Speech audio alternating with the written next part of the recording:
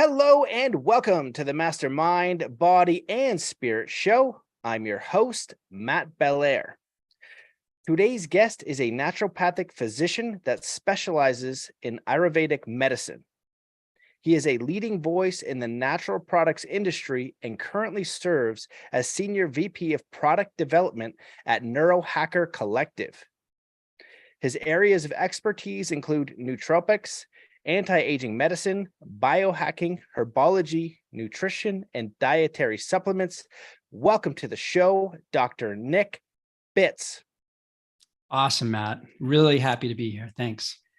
Man, I'm stoked to have you on the show. All of these topics, everything you're an expert in, I would like to be an expert in myself. I would like to know. And before we started, I was like, you got to tell me about the stupid things that I'm doing and then shift me over to the optimization. Because before we chatted, I was familiar when your company came out and I was like, these guys are doing really cool things. You're doing it the right way. So I was excited to see that somebody from the team reached out and to be here now. So why don't you give us a little bit about your background, how you got into natural medicine and how you went over to the neurohacker and everything you're working on today. Oh yeah, where to even begin? So I am a naturopathic physician by training, but really my journey's long and convoluted as most of our stories are. But I would say, at a very young age, I discovered the importance of self-healing. I had a back injury that I couldn't heal through traditional, conventional medical practices. And so I literally was forced to heal myself through acupuncture, through diet, through yoga, through meditation. And it just got me really jazzed. I was always on the path of studying medicine, but suddenly my path veered into this holistic, integrative world. And ultimately it led me to Ayurvedic medicine, which is really the lens through which I see the world presently. I've lived in India for a very long time, studied yoga there, lived in an ashram. And so I grew to become very fond of that form of medicine.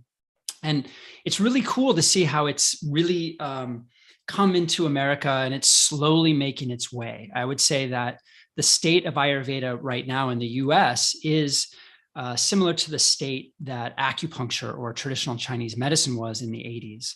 So it's just starting, it's emerging, people are interested in it, but it certainly has a long way to go. And so, after I graduated from Naturopathic Medical School up in Seattle, I did my medical residency in Vale, Colorado.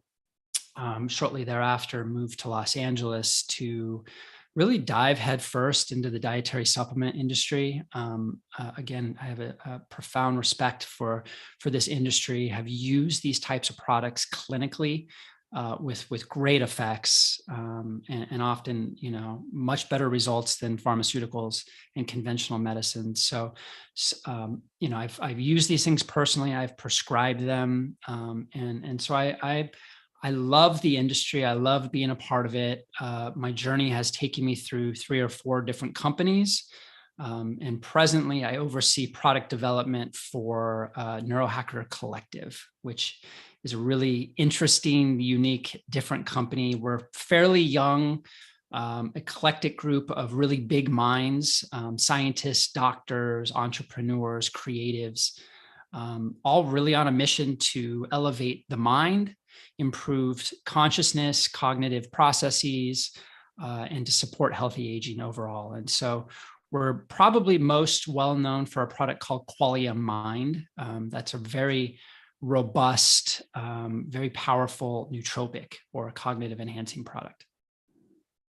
Well, I love all that. There's so many ways we can go, but let's just start there with what a nootropic is, because that was something that crossed my mind years ago. I started to look into it a little bit. I actually was given some of your product, which was spoken very highly about in the festival scene. I might have been in California or Burning Man, who knows, when I was a younger man years ago, but everybody spoke very highly of it. And then I just started to look at, what are some of these ingredients that can help us improve our concentration? Because I know that if I'm getting ready for a big work session, or in my younger days, if I needed to study, slugging a couple beers probably isn't going to help improve my concentration, right? But there are certain things that we can do that will help us. And so those things are really not made prevalent. And now it's becoming a little bit more apparent, a little bit more obvious. What are these things that we can take, whether they're teas or they're nootropics, that can help us concentrate and focus for a long period of time? So I'd love for you to just help the listener with, if they've never heard of nootropics, what they are and how they help, and what you do. Yeah, so nootropic, the idea of a nootropic really started in 1972. It comes from a French word that means mind turning. So new and tropic, mind turning. So it's really anything that alters the mind state. Probably the best known nootropic substance is caffeine. Probably most of your listeners use caffeine on a daily basis. And we know the effects, right? Improved alertness, improved focus, concentration, elevated mood. All of those things are associated with caffeine. And there's a lot of other substances that do other things, similar things. And so the idea of a nootropic, really, it can be any number of ingredients. It can be a nutrient, it can be a food, it can be a botanical, whatever it might be. It just elevates cognitive performance overall. And we've really seen this area of the dietary supplement and the wellness industry. They've really gravitated to and grab a hold of the nootropics, because I think in part they're super experiential. They're very felt. And so when you take these things, you should have a very quick and noticeable and immediate effect. And so that's really the value of nootropics. Of course, you can walk into drugstores, you can walk into Targets and Walmart and CVS, and there's a whole category for brain enhancement products. Some of them are okay. There's a lot of overlap and a lot of repetition within that category, but people are really aiming to create a product that is a low price. Efficacy isn't always the highest priority. So it's something to be mindful of when you get into this category, and make sure that you're using the right type of product from the right brand, and just to make sure that you're getting the effects that you should be getting using a nootropic. I appreciate that overview. One thing that comes to my mind regarding your experiences is the Ayurvedic medicine. And it's something that it's been a topic that's come up. And when people are speaking about it, they speak very highly of it. I don't know it very well. It just all makes sense to me, naturopathic medicine, in the sense that the body can and does heal itself. You look at when you get cut, it just scabs and scars and heals itself for the most part. And then the old adage of let food be thy medicine. I think Hippocrates said that, the father of medicine, or someone. Please correct me if I'm wrong. I don't know. But right. It just makes sense that we can take things from nature and improve the quality of our body's health, which improves our mental health. So when we're sluggish in body and we're drinking Coke and KFC and everything else, we don't feel good and we're not mentally sound. And I can recall coming from an ayahuasca experience, and I was younger then, and this is the first time I'd done it. You have to do this diet where there's no sugar, no salt, no meat, no dairy. And I was like, what the heck am I going to eat? I thought at the time, I don't know if your stores have them, but they're called skillet sensations, and they're like a frozen meal. That was my healthy version. And I was like in my 20s. And so bad, late 20s probably. And so when I went through this diet for a week, the main benefit of the whole ayahuasca experience was that diet, because what happened after is I was reading the autobiography of a yogi, which we kind of discussed at the beginning. And I'd love for us to dive into, exploring consciousness and reality and all those fun topics. We will get there. But I concentrated for about an hour and a half on the plane, and I can't read that long. It's about 15, 25 minutes max. And then my brain leaves.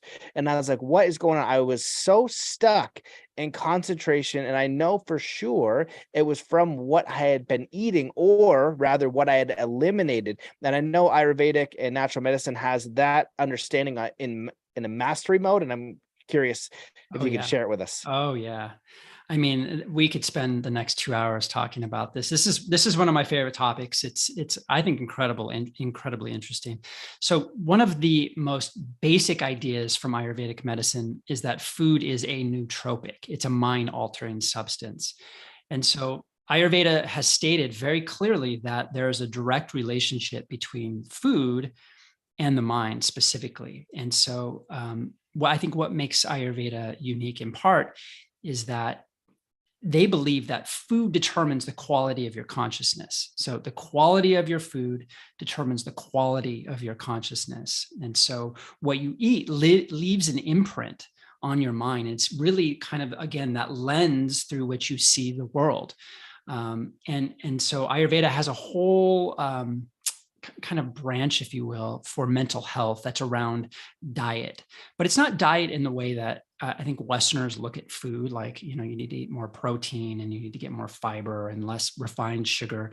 They look at it in terms of what is the energy in the food. And not even the energy. When we talk about energy, you can talk about space, you can talk about air, fire, water, earth, which are the 5 great elements. But Ayurveda even goes even deeper, and they look at what's called primal energies. And there's something called sattva, rajas, and tamas. And so all foods have these properties. And so in essence, rajas is anything that's like creates movement in the mind. So coffee, right? Coffee creates movement in the mind. Tamas is dullness in the mind. And so their thinking is, as an example, when you eat meat or when you eat leftover food, you create dullness in the mind. And then there's something called sattva, and sattva is purity. It's just this open, white, beautiful, calm state.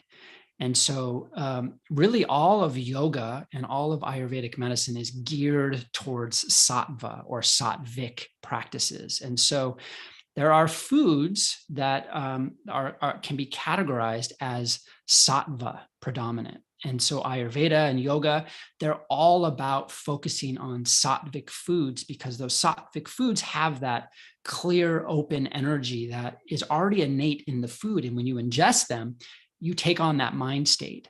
And it's kind of the same mind state that you get when you meditate. You're creating sattva in the mind. But the other way to do that is just through food, botanicals, nutrients.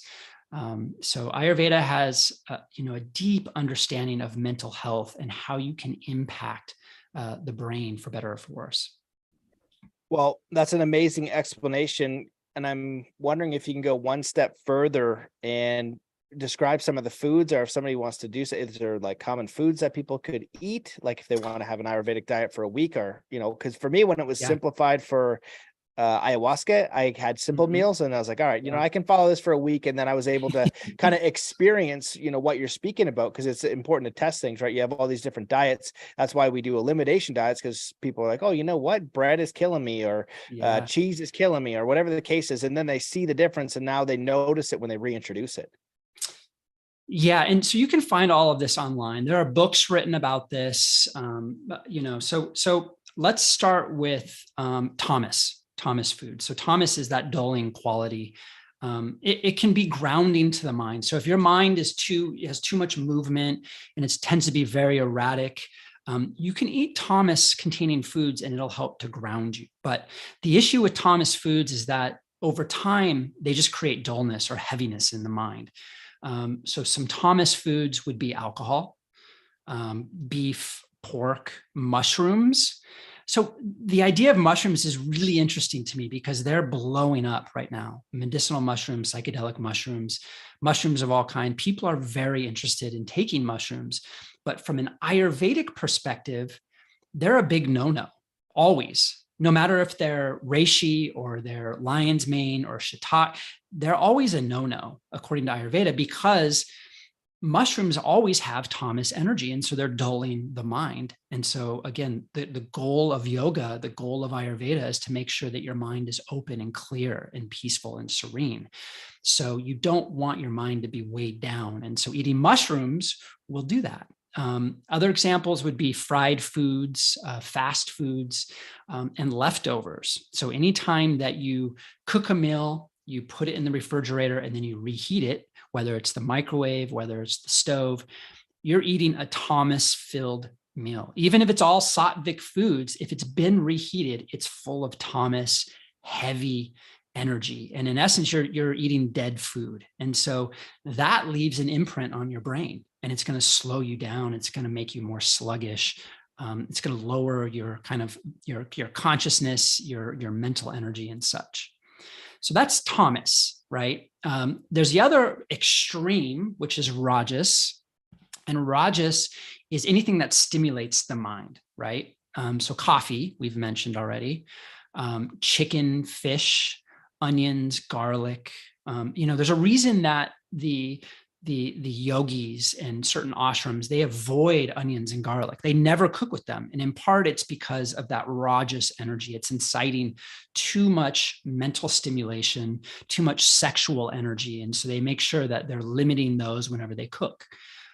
Fermented foods also are full of rajas. Chocolate is full of rajas. So there are things that tend to just create movement in the mind. And again, there's a moment when you want to use those. If you're feeling dull, it's good to balance that out with rajas, but you don't want to be on that teeter where you're constantly going from tamas to rajas. It's a better plan to just create sattva. And sattva, again, is that balanced, open, white space. And that's the goal. And so it's okay to eat a little bit of rajas, a little bit of tamas, but I think the better goal is just to choose sattvic foods at least 80% of the time. I always live by that 80-20 rule. I'm not, super pristine in my recommendations. I like to live. I like to, occasionally eat fast food or drink a Coke. But with all that said, when you focus on sattvic foods, you get a sattvic mind. And so water, fresh fruits, fresh vegetables, nuts, seeds, legumes, non-meat proteins.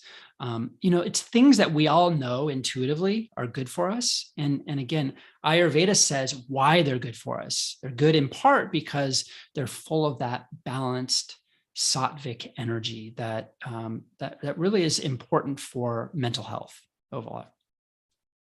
I appreciate that. That's a fantastic overview. And now I can consider that if, I'm feeling a certain way, right? I'm feeling a little sluggish. I can add in more fruit or, vice versa. That's a very great overview. Now I'd love for us to kind of touch on something you shared at the beginning. I don't even know if I'm going to pronounce this right, but it's cellular senescence and the importance for aging. So some of the stuff you look at is longevity and anti-aging. And I'm curious if you can give us your master class on that topic. What should we be doing to, extend our health, be vibrant and full of energy? Awesome. Yeah. So my background is in Ayurvedic medicine, right, which is 5,000 years old. It's super incredibly ancient. It's traditional. It's tried and true. Ayurveda has a whole branch of anti-aging recommendations in medicines called Rasa Yana. And that's one of the 8 branches of Ayurveda. And so Ayurveda really specializes in these anti-aging therapies. And ultimately, that's what got me started in being interested in the aging processes and how you undercut them. And some of the things that kind of lit a fire for me were Chavan Prash, which is this incredibly robust blend of like honey and amla and metals and botanicals. And it's said when you consume this on a daily basis that it will restore your youth. And so this is widely available as an Ayurvedic product in the marketplace. There's also another product called Shilajit. Shilajit is kind of like the elixir of life. It's this kind of compressed plant and mineral matter that oozes out of the Himalayas, and you can capture it, you can purify it, and then you ingest it. And it has some really powerful and potent cell revitalization properties. So getting into this area of science has really blown my mind, but it's very interesting now when you get to the cutting edge, kind of the newest, latest thinking on aging. And that's kind of where we are today when it gets to cellular senescence. So on the other side of Ayurveda is this idea of the hallmarks of aging. And so modern scientists, modern physicians have really looked at the different processes that underlie the aging process. And they've been able to identify 12. There are 12 primary processes that drive the aging process. And so it's important because we now know that you can study all of those and you can see how we can intercept those and impact the aging process in a very significant way.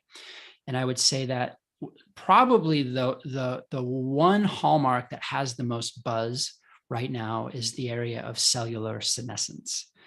And senescence comes from the Latin term senex, that means to grow old.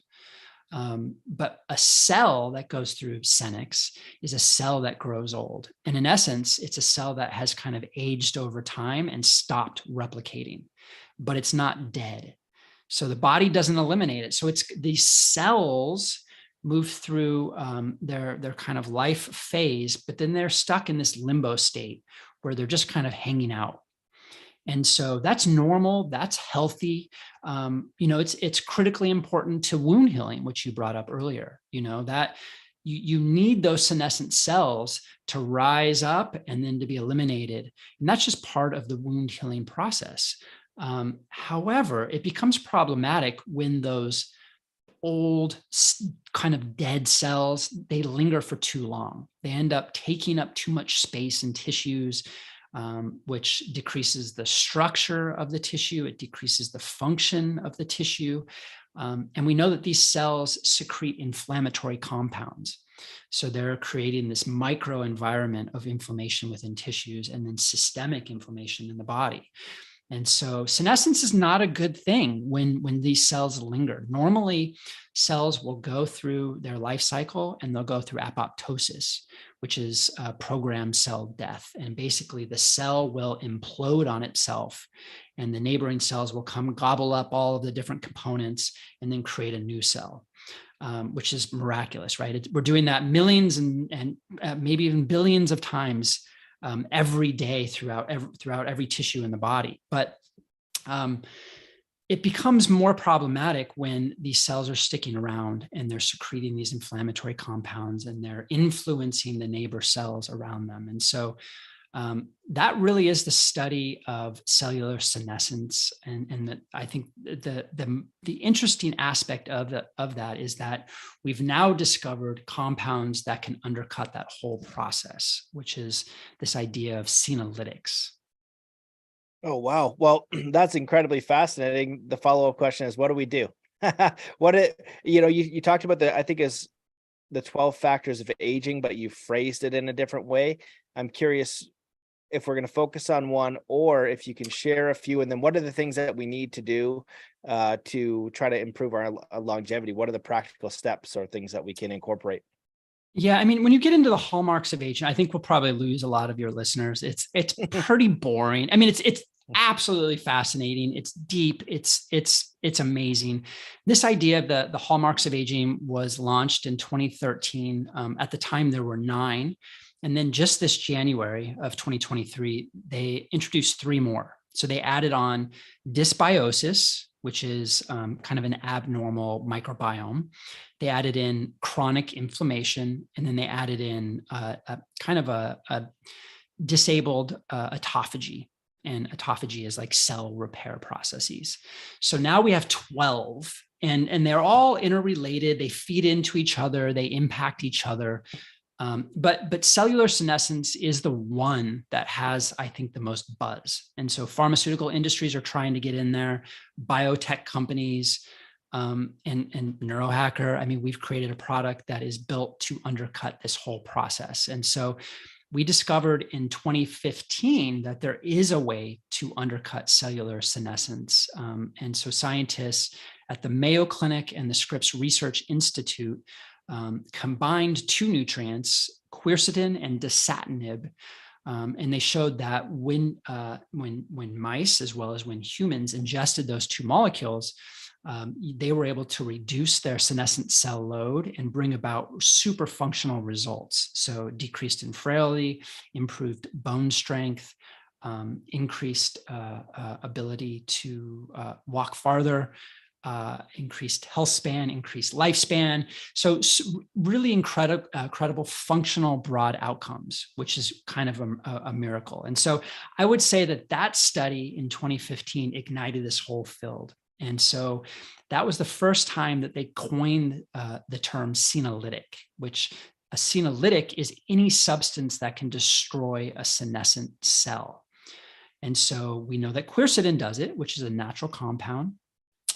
They also discovered recently that there's a compound called fisetin that's found in strawberries and apples and cucumbers. But when in big doses, when you consume it, it undercuts that. It actually will help a cell to move through apoptosis and then to fall off from the body. And so it's a very interesting area of science right now. There's a lot of buzz. Because if you can get rid of these senescent cells, the tissues will spontaneously rejuvenate, and they'll turn over and they'll become more youthful. And so, in theory, what we can get to is that these tissues can totally shift to a more youthful phenotype over time. And so, these age-related problems that we have, you can, quote unquote, reverse these through senolytic therapies. Wow. Well, that's incredibly fascinating. And so are you saying that the solution, or one of the potential solutions, is this, I don't even know how to pronounce it. I've seen it come up as a supplement before. It's like quercetin, Yep. and something else. And so it's interesting because when I look at this field, it's something that I don't know very much about. And I know of friends who are deeper into the field and they have more supplements and they're taking these things. Like one of them to me that comes up often is turmeric.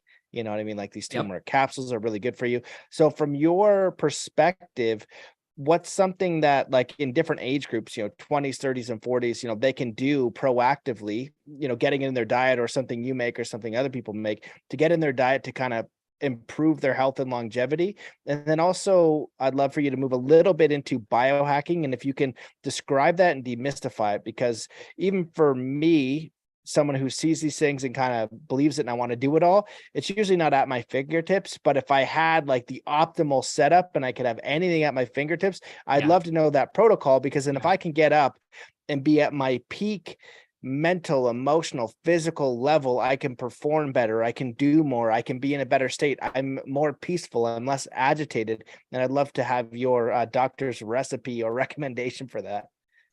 Awesome. So there's a lot to unpack there, Matt. If I get lost, you can definitely guide me and do your best to throw a boatload at you. Yeah, go for it. So there's a lot to be done. Ultimately, there wasn't a senolytic product on the market that met what we thought it should be as a company. And so that's really why we designed Qualiacenalytic, is because there was nothing on the market that could do what we wanted to do. And so we looked at all of the different research that's available. We looked at all of the compounds that are potentially senolytic, and we handpicked the 9 that we thought were the best, including fisetin. Fisetin was shown in 2018 to be the most potent senolytic substance. And it was shown at later dates that to be very effective as a senolytic substance at 20 milligrams per kilogram of body weight, which is about 1,400 milligrams per day. And so we just mirrored that right into our formula. We added in fisetin at 1,400 milligrams per day. What's really interesting, I think, is how senolytics are dosed. And you really don't find this.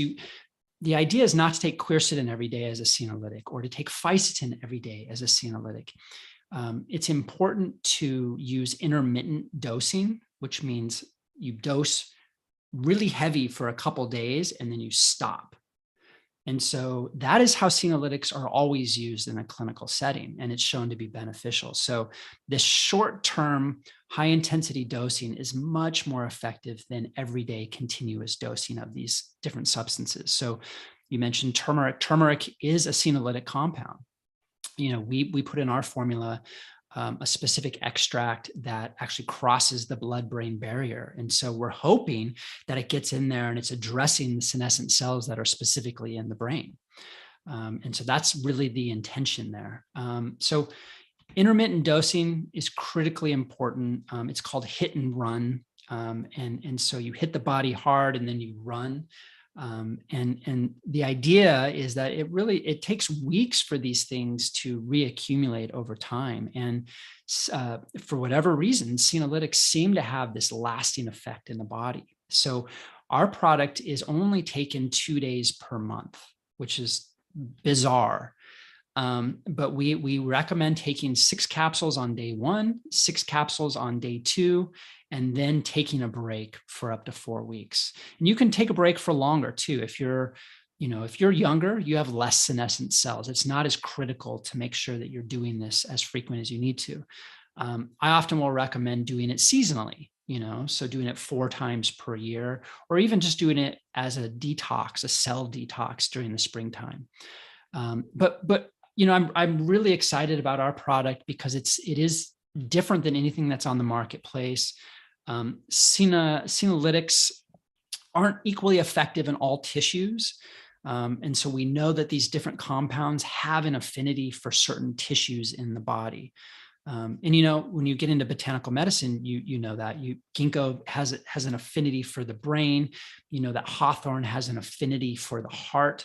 That ashwagandha has an affinity for the reproductive organs, on and on and on. They always have an affinity for really one tissue. And so it makes a lot of sense now that the research is showing that senolytics are very specific to one tissue. And so you need to have multiple senolytics to make sure that you're increasing the clearance of senescent cells throughout all of the tissues in the body. So that's it. That's critically important. We have done science to show that our product is effective as well, which we always do. We run beta studies on all of our products to make sure they're safe, tolerable, and efficacious. Additionally, there are a lot of things that you can do as well. You can't really get the quantity and sometimes the type of molecule that I would recommend as a senolytic through the diet. It's just really not possible. I mean, fisetin, as I mentioned before, it's 1,400 milligrams seems to be the therapeutic dose. We usually eat about 0.4 milligrams of fisetin on a daily basis, from strawberries, apples, grapes, cucumbers. So to get to that 1,400 milligram dose, you would have to eat a truckload of strawberries. So there's ways to cheat. The Japanese fruit wax tree is an incredible source of fisetin. And so we can extrapolate the molecule, purify it, powder it, and put it into a capsule, which is really fantastic. So I would say in this case, senolytic pills are much more advantageous, much more beneficial than doing a diet. If you want to do other things outside of Qualiacenalytic or other senolytic products, there are some known things that can be helpful.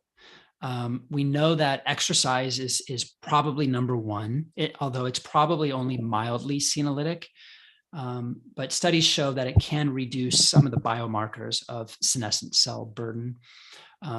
Also, fasting, or even a fasting mimicking diet like the Prolon diet, that not only improves autophagy, which is cell repair, but it also can prime senescent cells for elimination from the body.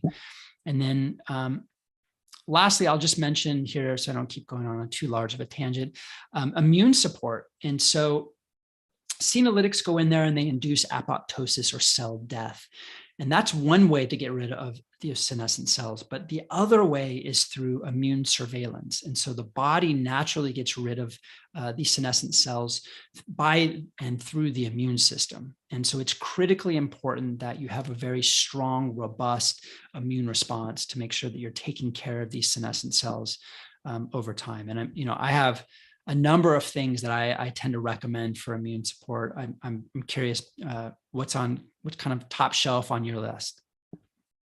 Well, I appreciate that overview, and what it really makes me think of is just the idea of a detox or a fast. It's like a cellular detox, it's a taking a break. It's letting your body come back to maybe zero, or just like a resting heart rate, a resting state. You stop ingesting. And that's what meditation is good for, right? Because you're ingesting things through your mind and through your screens and through your social media. And so, this is something that goes deeper to your cells. And we know that when we're eating better foods and our body has less to process and can get back to a homeostasis where we're going to Yes. think more clearly. And then there are foods and there are supplements out there that can support us. So it seems like Neurohacker has a lot of those ingredients dialed in. You put all the ingredients on your bottle so people know, because it's hard to get. And when you're talking about Japan, it's funny because I was thinking maybe that's one where the blue zones are. Maybe they have one of those pills because the blue Okinawa, zone, yeah. yeah, they have the longest, happiest population on Earth. So maybe that's one of those factors. And if we can tune those in and be aware of them, and then take the supplement to help us along with the healthy living and the exercise and obviously the other stuff, we can really prolong our life, but have a happy, meaningful life. But for me, I'd love to go for and if you want to add something to like the, I don't know, the scientific or supplement side, for sure, go for it. But from your experience studying like Ayurvedic medicine, going to, ashram, studying consciousness and looking at even medicines that can improve our consciousness, which is very fascinating. There's very few things that do that. And that's why Ayurvedic is very interesting, to see food as something that affects consciousness. What would you recommend, or how would you help people who want to have like more peace, more faith, Mm, more certainty? What's your view? yeah. Like, I just want to throw like the biggest question at you and have you kind of sort through it. But we obviously live in a challenging world. You know what I mean? We want to live good lives. We want to be good parents. We want to be good members of our community. We want to make an impact in the world. And, you've got your business mind. You're helping people physically who have illnesses. You've got your products that can help people as well. And you're researching, what are the limits to human potential?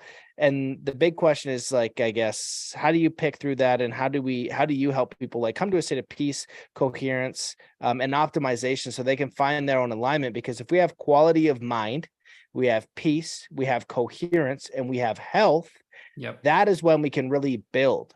When our mind is frazzled, it's in brain fog, or we're in disease, we're on a hospital bed, we aren't doing anything. We aren't thinking about our passions. We aren't thinking about our dreams. We're thinking about, holy crap, how do I get through this?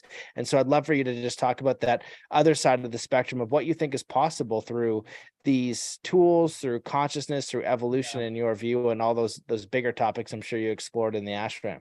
Yeah. Awesome conversation. I love it. I love it. So from a yogic perspective, when you get into the philosophy there, the really the only goal of yoga is to cease the fluctuations of the mind. That's it. And so to still the mind, to be quiet, to be peaceful. I know yoga in the US at least is associated with like, vigorous exercise and sweating and, spandex and fine. But that when you get to its core and you go to India and you study it there, it becomes much more about the mind specifically. And it's a mind practice, much like meditation.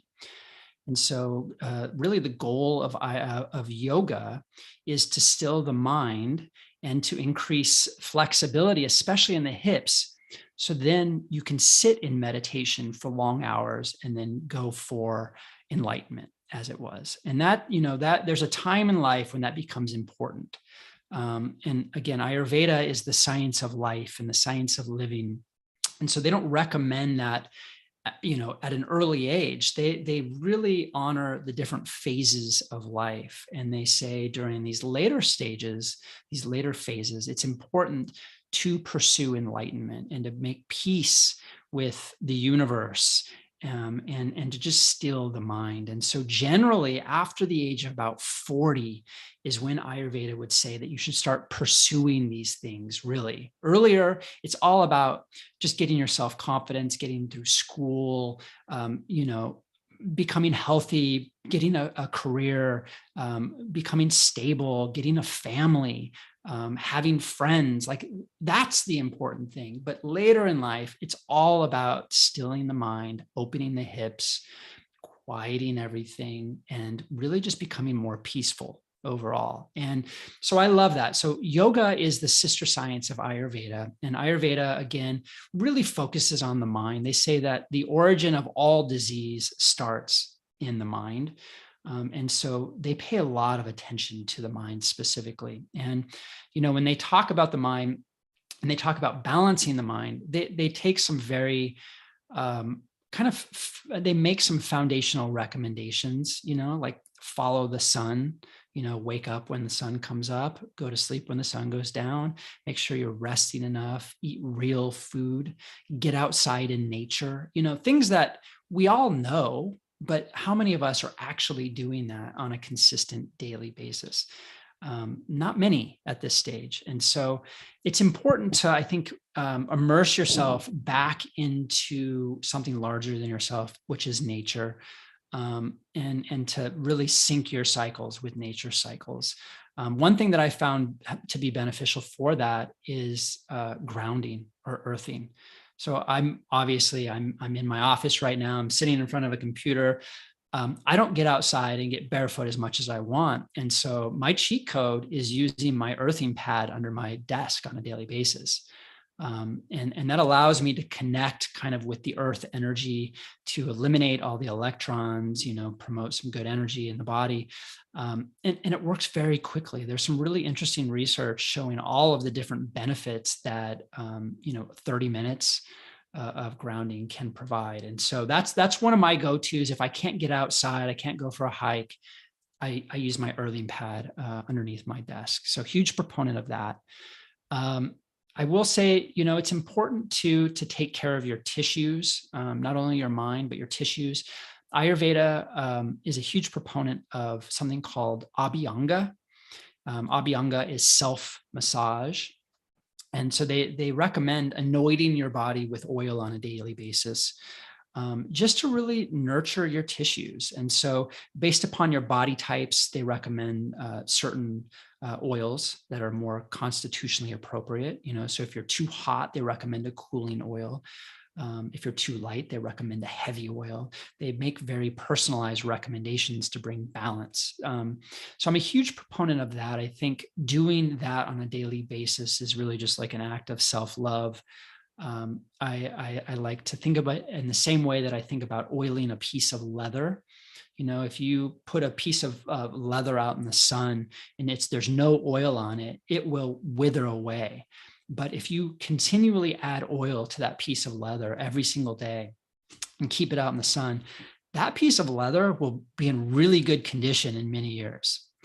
And so that in part is the thought process of Ayurveda. They also recommend panchakarma, doing a detox therapy at least one time per year, which I can talk at great length. I won't. I know you asked me earlier about specific foods, and I kind of broke down some of them, but in terms of a meal that is sattvic, there's something called khichdi or khichdi, again, recipes all over the interweb. It's just a really basic blend of rice, mung beans, spices, vegetables, and ghee. And that is a super sattvic meal. You can use that meal every single day. You can use it as a mono diet for, a specific period, maybe 5 or 7 days. And it just helps to push reset on the body. So when you eat that kind of meal, your mind literally just becomes a little bit more still, a little bit more open. So I like that. It's a very gentle way to kind of shift the mind into a more peaceful state. Lastly, I'll just mention meditation. If there was one thing that I would recommend that everybody look into, if they're not already, get into a meditation practice. And it is incredibly hard to do. I would definitely plug into a meditation practice that comes from a tradition or a lineage. I personally have studied Vipassana, which comes from the Buddhist tradition, and I've studied that for years. And in part, I love it because there are retreats that teach you how to meditate, and these retreats they're free. They feed you, they house you, they give you the instruction, and you meditate for up to 13 hours per day in silence for 10 days. And I've done that, almost 10 times probably at this point. And for me, that has allowed me just to really ground myself into a meditation practice. You need a tool, something that you can focus on and use to really steer the mind and to really get the benefits of meditation. So sitting there watching your breath is useful, but there's other tools I think that are more useful to make meditation an easier task, if that makes sense. Yeah, all of that was tremendous, incredibly practical, and some recommendations I've never had on the show before. So I very much appreciate those. And I'm going to make sure that the show notes has a list of them so people can go check out the diets and some things to do. And the key is to apply, if you're hearing this and there's one that spoke to you, try one of them. You don't have to try all of them. If you want to go nuts and try all of them, fantastic. But try one, you know what I mean? And see what happens. And that's, in my life, what I've done that I think is one of the wiser things I've done among the things that weren't so wise is I go and immerse myself. I try it really hard. I go all in to see what happens. And then what it does is it gives me that education, but experiential wisdom to know how it worked for me and when I could apply it and use it again, or maybe I need to modify it a little bit, but I really get to the bottom of it by actually trying it is the most important thing. And I'd just be curious, because there's so much out there now, and you studying this, when you talked about the earthing, Matt, are there certain things, if we look at the realm of biohacking, how do you describe that? And okay, as a 30-year-old man or woman, 40-year-old man or woman, if I can go nuts and get everything, if I can get the blue blocker sunglasses, the supplements, the grounding mat, the vibrational pad that does I want it all. So I want to know, like, for you, studying the science, like, is there some stuff out there that doesn't work as much? And I loved, actually, as you talked about the oils, one of my friends, Marcella, who's worked with a lot of different shamans down in South America, and she recommended basil oil pretty often, and she gave me a big reason for it. And it's interesting to have the oil, right? And coming from Ayurvedic, another lineage of thought that I think like goes back thousands of years, right? It's just like the shamans. It's like, oh, they're once again connecting you to the earth in some sort of capacity.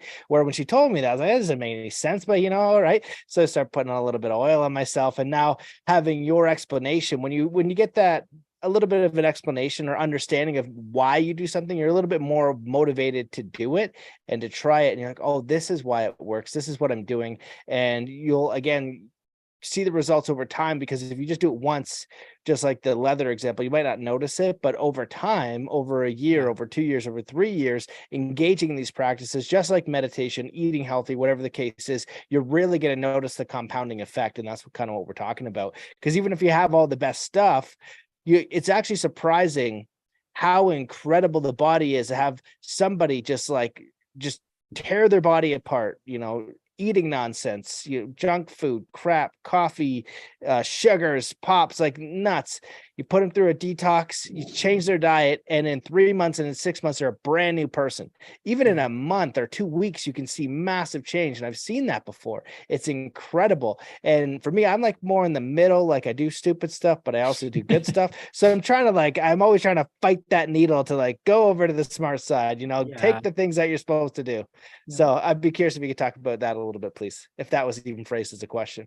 Yeah. I mean, you can't do everything. And so, start, you need to know yourself. I would highly recommend knowing your body type. It's not completely necessary because it definitely has an Ayurvedic twins to it, but if you understand your body type, you understand the energetics and you understand what you need and what you don't need. So I'm a Vata body type. I know that I'm predominantly air and space. And so I need fire, I need water, I need earth in everything that I do. And so if I do anything that has the elements of, again, space and air, it's going to create more Vata, and I'm going to have Vata problems. And I just become erratic. And, so once you understand your body type, you know exactly what you need to do. But it does take a certain level of experimentation to kind of figure things out. And so I'm a huge advocate of using yourself as a laboratory. Figure out what works, because even, if you're taking a product that is a nootropic product and it's recommended that you take 4 per day, maybe you only need 1 capsule per day. Maybe that's enough. 2 would be way too much and you would be just crazy stimulated. So find what works for you. I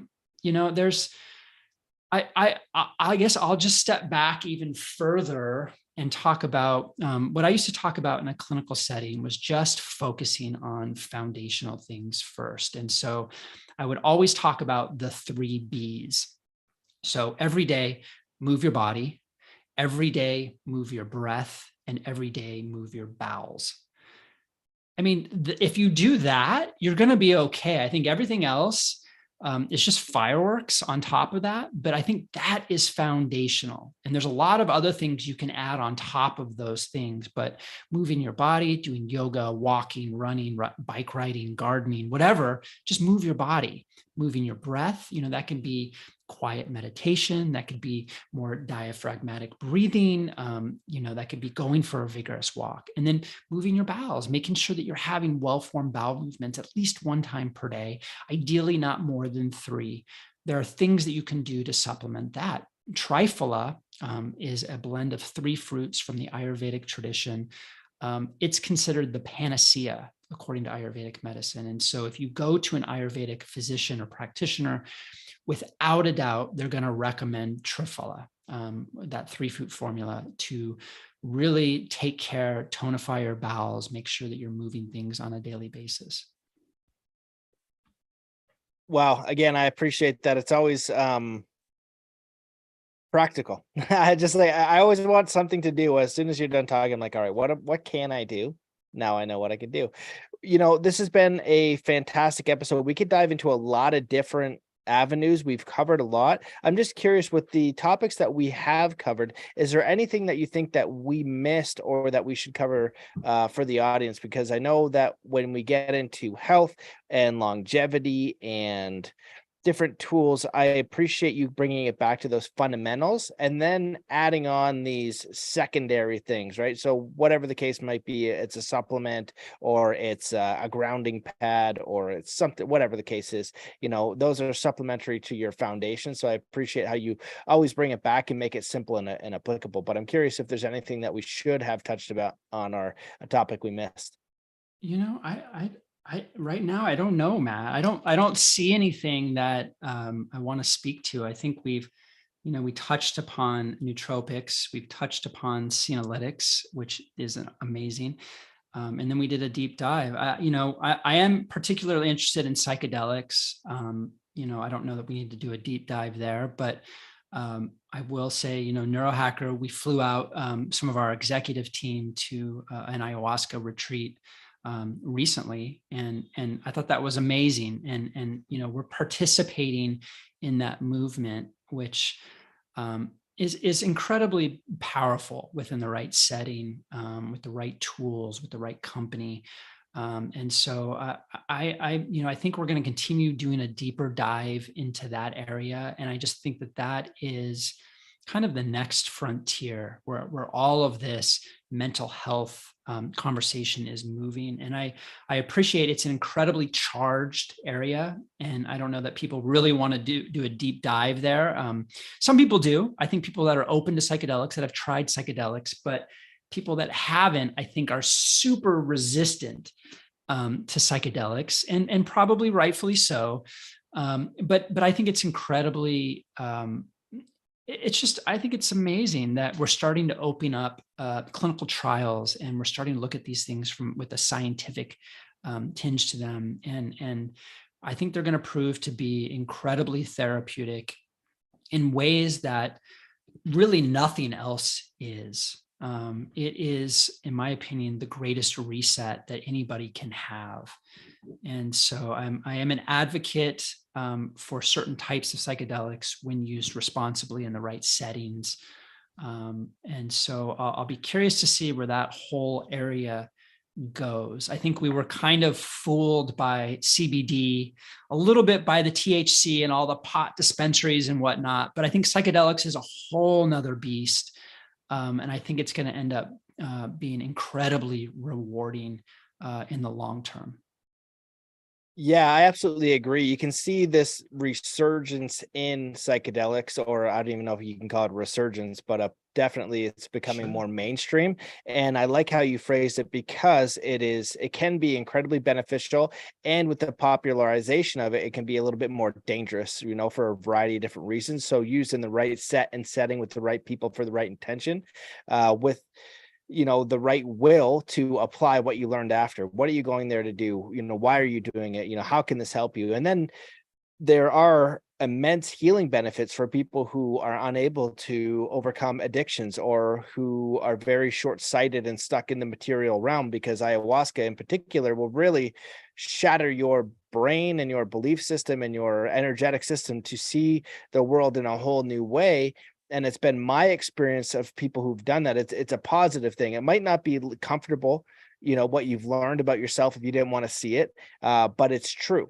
And then you become a little bit more grounded and a little bit more concerned with the welfare of everyone else and everything else, and not just you and your short-sighted view on the world. And I think that can be incredibly powerful. So if we Yeah. do learn how to engage with these tools responsibly, we can really open our eye to a lot of potential. Because even with mushrooms, for example, it can give you a lot of great insight and ideas, but then you're going to have to go each and every day and put that work in to create that thing, to do the work, right? So we get the message, we get the vision, we get the inspiration, and then, all right, now we have to bring it down into this world with the will. You know what I mean? It's like we might be able to get the checklist and what to do, but are we doing Yeah. it? Like those simple things you said. We know we're supposed to get outside, but crap, it's been 2 months of KFC and working and staring at my computer, and I haven't done anything. And Yeah. so these resets are also important, and the people you're around and the conversations you're having and the intentions. So I just appreciate you and everything you're doing, and exploring that avenue, because it excites me to know that people with integrity and also a quality intent are moving in that space, right? So they can invite more people who are on the fence, and you can use it as a tool or not. It's totally up to you, but it's there available. And a lot of people who are very lost and very powerful people, very powerful entrepreneurs sometimes, with a lot of effect, a lot of resources, come, and it really changes their perspective. It changes their paradigm, so that they say, oh, you know what? Now I have this whole new possibility.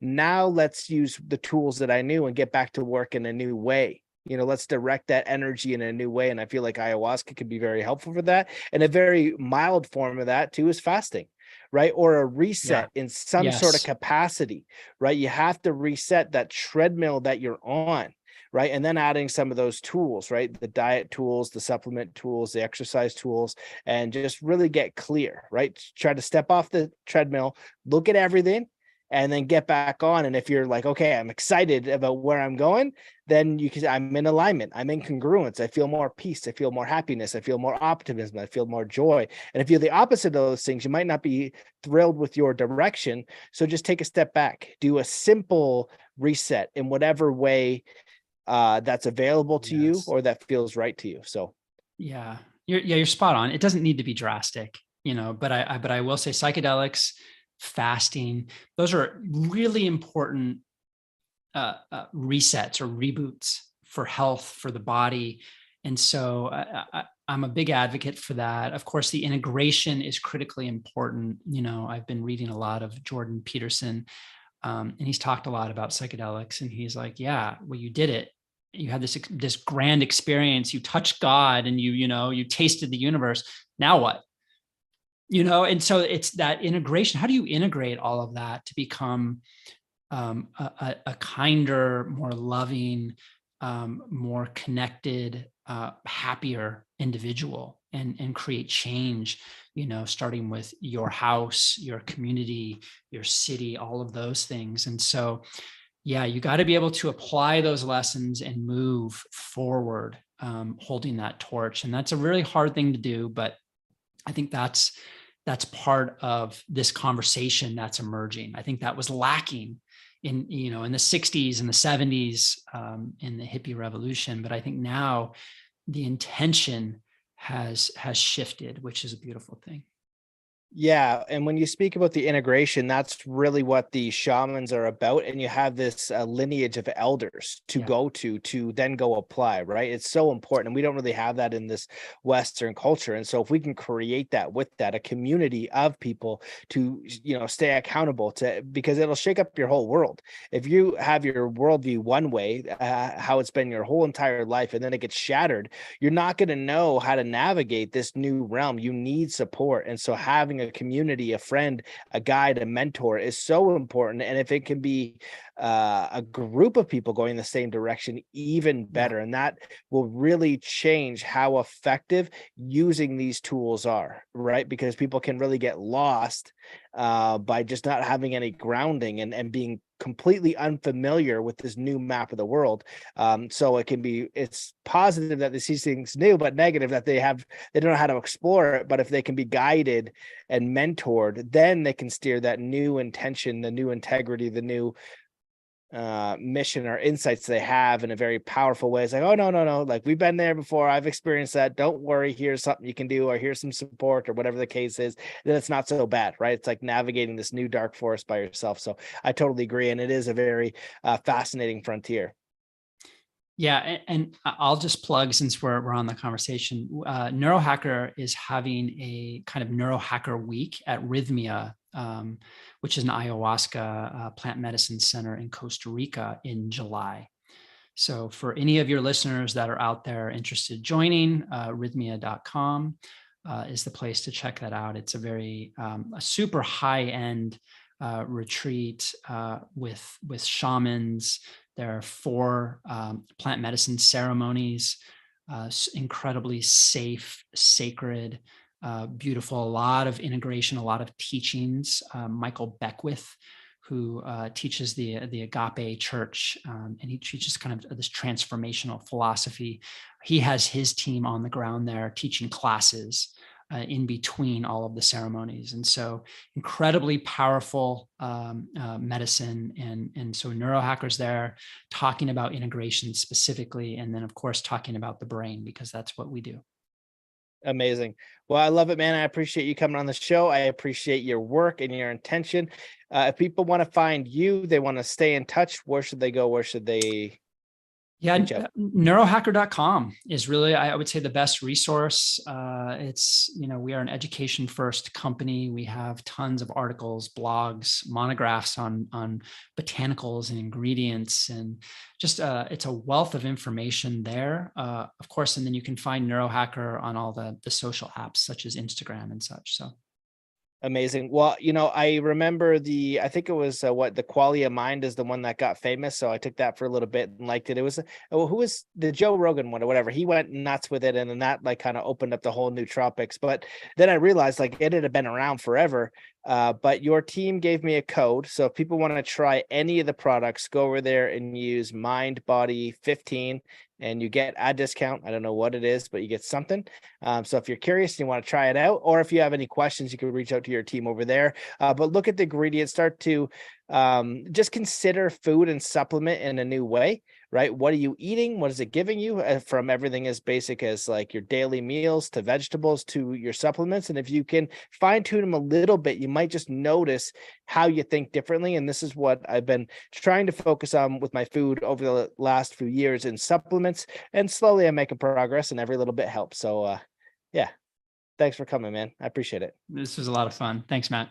Okay, take care. Thanks guys for listening. See you in the next one. Peace.